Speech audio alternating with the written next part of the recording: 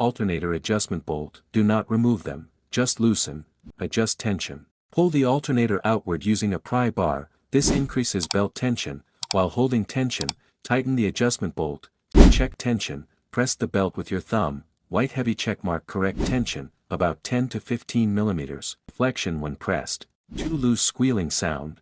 Tighten all bolts. Secure pivot and adjustment bolts firmly. How to change a timing belt. If your car is an interference engine, incorrect timing can bend valves. Tools needed: socket set, torque wrench, jack stand, timing marks diagram, new timing belt kit, belt tensioner idler pulley. Install new belt. Make sure timing marks still align.